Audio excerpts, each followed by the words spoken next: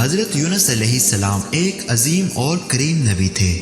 ان کا قصہ قرآن پاک میں ایک انوکھا قصہ ہے۔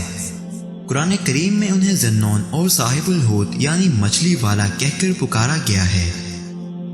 حضرت یونس علیہ السلام کا زمانہ 784 سے 860 قبل مسیح کے درمیان بتایا جاتا ہے۔ حضرت یونس علیہ السلام کے والد کا نام متی تھا اور یہ سیدنا ابراہیم علیہ السلام کی نسل سے تھے، لہٰذا یہ اسرائیلی نبی تھے۔ حضرت یونس علیہ السلام کی عمر مبارک 28 سال تھی تو اللہ نے انہیں منصب نبوت سے سرفراز کیا۔ ان کو آشوریوں کی ہدایت کے لیے عراق بھیجا۔ یہ کافر و مشرک لوگ تھے۔ اس قوم کا مرکز اس وقت نینوا تھا، جس کے وسیع کھنڈرات آج بھی دریائے دجلہ کے مشرقی کنارے پر آباد موصل شہر کے عین مطابق پائے جاتے ہیں۔ حضرت یونس علیہ السلام نے آشوریوں کو وحدہ لا شریک لہ کی دعوت دی تو انہوں نے حضرت یونس علیہ السلام کو جھٹلایا اور بتوں کی پرستی سے باز رہنے سے انکار کر دیا اور ایسے ہی کفر پر ڈٹے رہے۔ پھر انہوں نے یونس علیہ السلام پر ظلم و ستم شروع کر دیا، انہیں دھمکیاں دی گئی اور دعوت حق کا مذاق اڑایا۔ تب مسلسل یونس علیہ السلام ان کی مخالفت سے متاثر ہو کر قوم سے خفا ہو گئے اور ان کو 3 دن میں آنے والے دردناک عذاب الہی کی بد دعا دی۔ پھر تیسرا دن آنے سے پہلے ہی آدھی رات کو بستی سے نکل گئے۔ دن کے وقت جب عذاب قوم کے شہر پر پہنچ گیا تو انہوں نے حضرت یونس علیہ السلام کو تلاش کیا مگر وہ نہ ملے۔ حضرت یونس علیہ السلام کا اپنی قوم سے ناراض ہو کر چلے جانا ہجرت تھی، مگر انہیں اس کا حکم نہیں دیا گیا تھا۔ وہ عذاب کی اطلاع دینے کے بعد اللہ کی اجازت کے بغیر اپنا علاقہ چھوڑ کر چلے گئے تھے۔ آثار عذاب دیکھ کر جب آشوریوں نے توبہ و استغفار کی تو اللہ نے انہیں معاف کر دیا۔ قرآن مجید میں اللہ کے دستور کے جو اصول بیان کیے گئے ہیں ان میں ایک یہ بھی ہے کہ اللہ تعالیٰ کسی قوم کو اس وقت تک عذاب نہیں دیتا جب تک وہ اپنی حجت پوری نہ کر لے۔ بس نبی نے اس قول کی مہلت کے آخری لمحے تک نصیحت کا سلسلہ جاری نہ رکھا اور اللہ کے مقرر کردہ وقت سے پہلے ہی خود ہی ہجرت کر گئے تو اللہ تعالیٰ کے انصاف نے اس قوم کو عذاب دینا گوارا نہ کیا، کیونکہ ان پر حجت کی شرائط پوری نہ ہوئی تھی اور انہیں معاف فرما دیا۔ حضرت یونس علیہ السلام فرات کے کنارے پہنچے تو ایک کشتی کو مسافروں سے بھرا ہوا پایا۔ حضرت یونس علیہ السلام کشتی میں سوار ہو گئے اور کشتی نے لنگر اٹھایا۔ پورے دن میں کشتی سمندر میں سکون سے چلتی رہی۔ اچانک اونچی اونچی لہریں اٹھنے لگی۔ لوگوں نے اپنا ساز و سامان سمندر میں پھینک دیا کہ کشتی سے بوجھ کم ہو جائے، لیکن کشتی کا بوجھ پھر بھی کم نہ ہوا۔ جب کشتی ڈگمگانے لگی تو کشتی کے غرق ہونے کا یقین ہونے لگا۔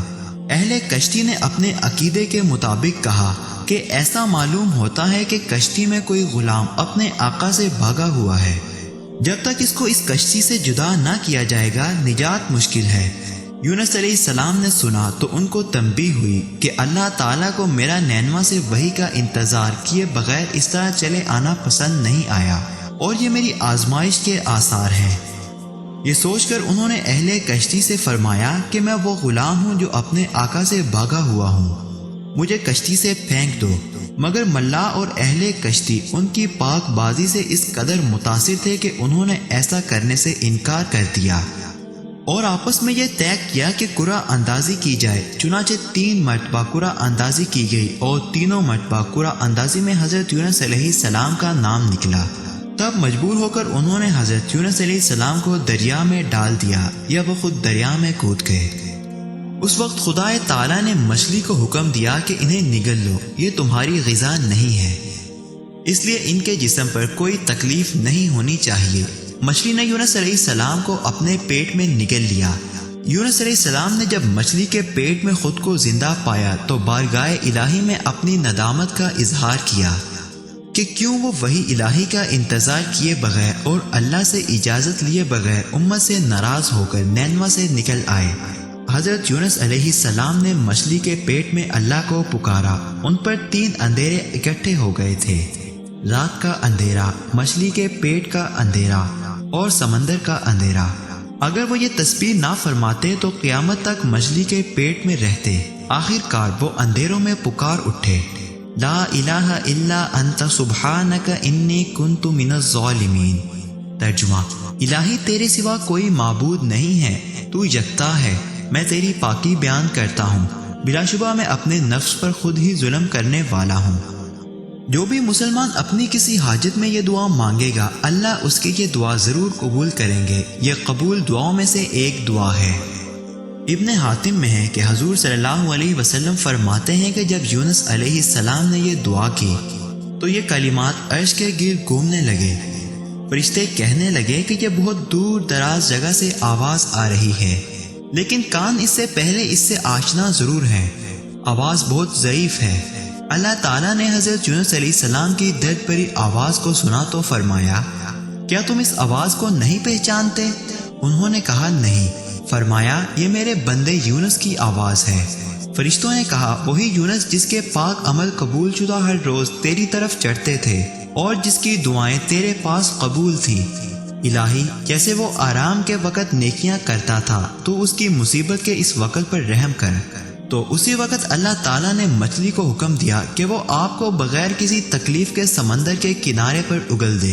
روایات میں آتا ہے کہ یونس علیہ السلام مچھلی کے پیٹ میں 3 دن، 7 دن، 40 دن یا چند گھنٹے تسبیح کرتے رہے، چنانچہ مچھلی نے اللہ کے حکم سے سمندر کے کنارے پر اگل دیا۔ حضرت عبداللہ بن مسعود رضی اللہ تعالیٰ عنہ فرماتے ہیں کہ مچھلی کے پیٹ میں رہنے کی وجہ سے ان کا جسم ایسا ہو گیا تھا جیسا کہ پرندے کا پیدا شدہ بچہ جس کا جسم نرم ہوتا ہے اور جسم پر بال تک نہیں تھے۔ غرض یونس علیہ السلام بہت نحیف و ناتواں حالت میں خشکی پر ڈال دیے گئے تھے۔ اس کے بعد اللہ تعالیٰ نے ساحل پر ایک بیلدار درخت اگایا۔ حضرت ابو ہریرہ رضی اللہ تعالیٰ عنہ فرماتے ہیں کہ جب مچھلی نے یونس علیہ السلام کو کھلے میدان میں ڈالا تو اللہ تعالیٰ نے آگ پر یقطین کی بیل اگا دی۔ ان سے پوچھا گیا کہ یقطین کسے کہتے ہیں؟ فرمایا، کدو کے پودے کو۔ اس کے علاوہ اللہ نے ان کے لیے ایک جنگلی بکری بھیج دی جو زمین کی گھاس اور جڑی بوٹیاں کھاتی تھی اور صبح و شام آگ کو دودھ پلاتی تھی، حتیٰ کہ آگ کی توانائی لوٹ آئی۔ حضرت یونس علیہ السلام درخت کے سائے میں جھونپڑی بنا کر رہنے لگے۔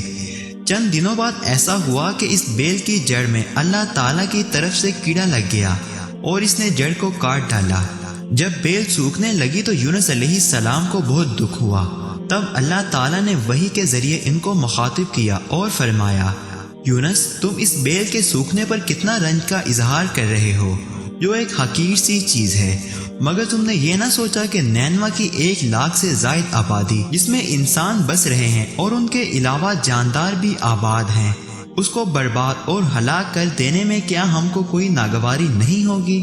اور کیا ہم اس کے لیے اس سے زیادہ شفیق و مہربان نہیں ہیں، جتنا کہ تجھ کو اس بیل سے انس ہے جو تم وحی کا انتظار کیے بغیر قوم کو بد دعا کر کے ان کے درمیان سے نکل آئے۔ ایک نبی کی شان کے نزدیک یہ نامناسب تھا کہ وہ قوم کے حق میں عذاب کی بد دعا کرتے اور ان سے نفرت کر کے جدا ہو جانے میں اجلت کر لے اور وحی کا انتظار بھی نہ کرے۔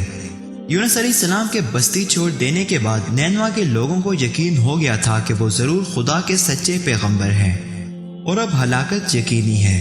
تبھی یونس علیہ السلام ہم سے جدا ہو گئے۔ یہ سوچ کر فوراً بادشاہ سے لے کر رعایا تک سب کے دل خوف و دہشت سے کانپ اٹھے اور یونس علیہ السلام کو تلاش کرنے لگے تاکہ ان کے ہاتھ پر اسلام کی بیعت کریں، اور ساتھ ہی خدا تعالیٰ سے توبہ و استغفار کرنے لگے اور ہر قسم کے گناہوں سے کنارہ کش ہو کر آبادی سے باہر میدان میں نکل آئے اور بارگاہ الہی میں بلند آواز سے یہ اقرار کرتے رہے۔ ترجمہ: اے ہمارے رب، یونس علیہ السلام جو تیرا پیغام ہمارے پاس لے کر آئے ہیں، ہم اس کی تصدیق کرتے ہیں اور ہم اس پر ایمان لاتے ہیں۔ آخرکار اللہ پاک نے ان کی دعا قبول فرمائی اور ان کو عذاب الہی سے محفوظ رکھا۔ بہرحال یونس علیہ السلام کو اللہ پاک نے صحت و تندرستی دے کر اب دوبارہ نینوا جانے کا حکم دیا کہ قوم میں رہ کر ان کی رہنمائی فرمائی جائے۔ چنانچہ حضرت یونس علیہ السلام نینوا واپس تشریف لے گئے۔ قوم کے لوگوں نے جب انہیں دیکھا تو خوشی کا اظہار کیا۔ حضرت یونس علیہ السلام کی زندگی نینوا ہی میں گزری اور وہیں ان کا انتقال ہوا اور وہیں ان کی قبر تھی جو نینوا کی تباہی کے بعد نامعلوم ہو گئی۔ اس قصے میں سبق یہ ہے کہ کسی بھی حال میں اللہ کی رحمت سے مایوس نہیں ہونا چاہیے اور نہ ہی ہدایت کے معاملے میں اپنی ذات پر بھروسہ کرنا چاہیے۔ ہدایت تو بس اللہ ہی کی طرف سے ہے، آپ کے ذمے تو بس پیغام حق پہنچانا ہے۔